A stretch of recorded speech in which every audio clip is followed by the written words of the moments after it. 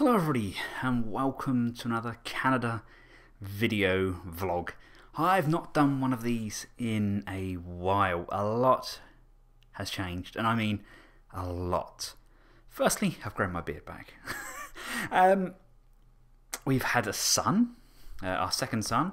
He's very, very fit and healthy, young Theodore Francis Davidson. He's a good kid, very good kid, although he doesn't like to sleep. Apparently, sleep is not an essential part of a baby's day. Yes, thanks for that. And I had a temporary job, which then changed into a full-time job, basically just using heavy machinery like forklifts and order pickers. And then I injured my spine. Yeah, that's where things kind of changed. We don't know what happened. I don't know what triggered it. But I woke up one morning and I can't feel my left buttock, my left thigh, my left calf, my left side of my foot. It's completely numb, and it's actually been like this now for nearly 2 months, I think. And I went to see a doctor. We didn't have a family doctor, so I went to see one of the out of hours, and they prescribed me narcotics. They said, these will do, these will make the pain go away. Yes, they made the pain go away. I was floating on the ceiling, but since they wore off, the pain was there. I then got told I could get put on a course of cannabis for chronic pain. I don't really want to go down that option.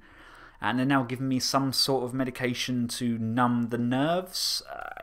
We have a family doctor now, and she said I need to get an MRI. It's essential. Because I think there could be some permanent damage at the base of my spine. But they don't know. They can't tell me for sure until they've had the MRI. But that didn't stop them telling me to go for physiotherapy. I was having physio. It was hurting a lot, and I was paying for it. You see, my employer at the moment, things are a little bit different here in Canada than what they are in, say, like the UK. You don't really get sick pay here until you've been with the company for a year. I mean, it does vary. Some companies offer you like 3 months, 6 months, a year. I don't get anything, so I'm already out of pocket.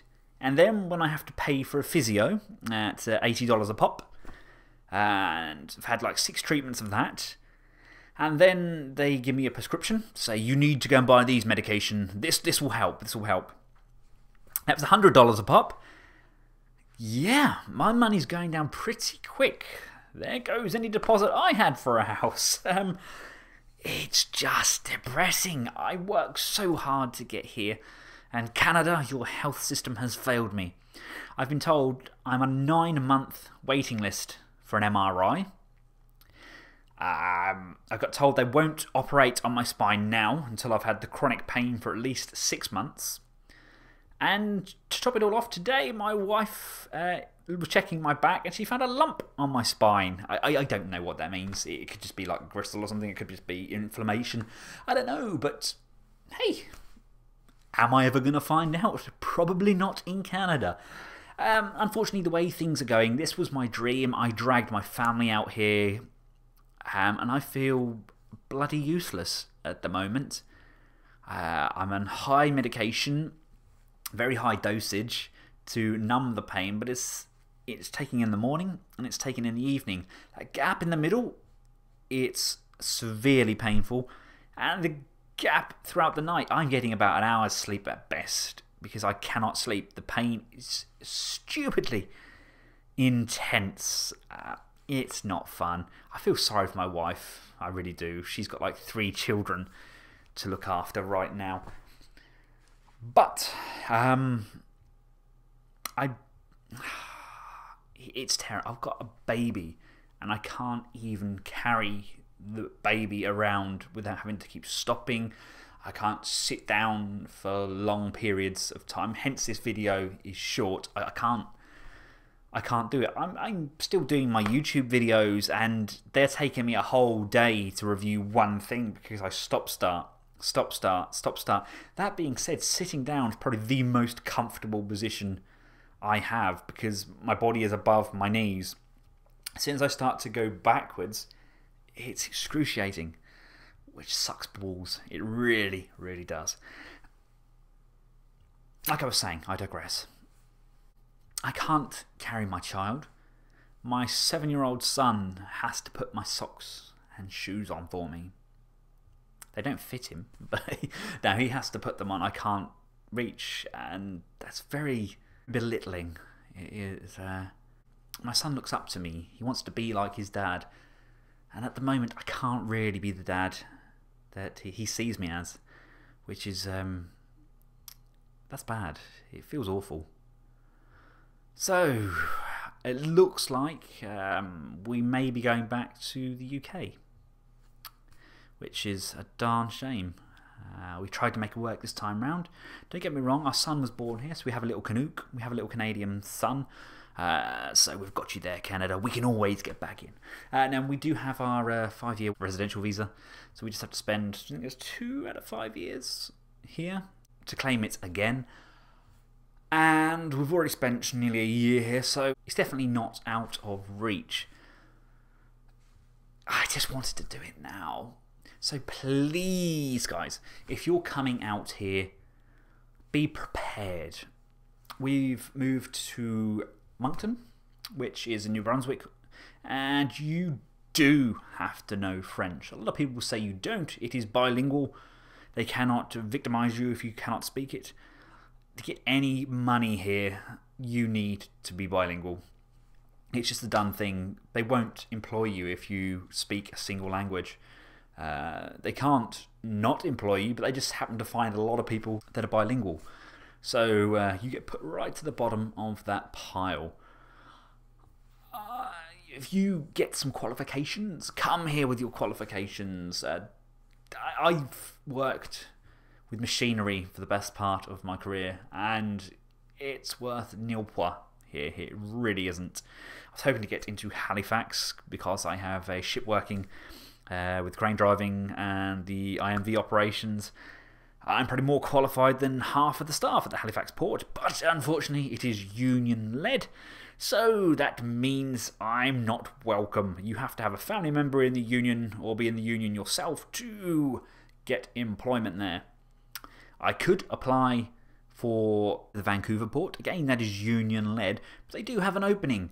They are now sorting through the applicants from 2012. Think there's a bit of a waiting list, but sure, I'll send my resume to them. I mean, they may give me a call in 5 to 6 years. I just feel bad. I've dragged my family out here. I dragged my son out here, took him out of school to have this glorious grass is greener life, and it all fizzled out in an instant. That one morning my back didn't work was it. If you come over here, make sure you have some form of medical insurance. You get Medicare, which is a very basic form of the National Health Service. So you can get a doctor. You can go and get your treatment, but you pay for your prescriptions. You pay for anything that's kind of out of the box. Say like the physiotherapy, you can be referred to get like their Medicare physiotherapy, but again, that's a big waiting list. There's lots of different things like the MRI scan. 9 months is ridiculous. It's absolutely ridiculous. I can literally go back to the UK, have a scan, get fixed and come back, and I still wouldn't have moved in the list. It's madness. It really is. But don't let this put you off moving out here. It's a gorgeous country. The people are so friendly. I can let my son go out and play with his friends. They can go to the park on their own. I'd never dare do that in the UK at all. I'd have the fear of God in me. I really would. I'd be terrified that he was going to get taken or worse. And here it's safe. You know, that safety and security is what I wanted for my family. So I'm not ruling it out. Hopefully one day we'll be back. But unfortunately it looks like this is just a small dip in the future plans of the collectible family. As you can see, the collection is still going strong. Some of that is being sold as we speak, though at the end of the day, family first, toys have to go. That's the way things work. YouTube does bring in a little tiny bit of money, not as much as those big boys that live off it full time. Oh, how I envy you. But it's enough, and it's ticking over. It pays for some food shops. You know, that's, as long as it's putting food on the table, great.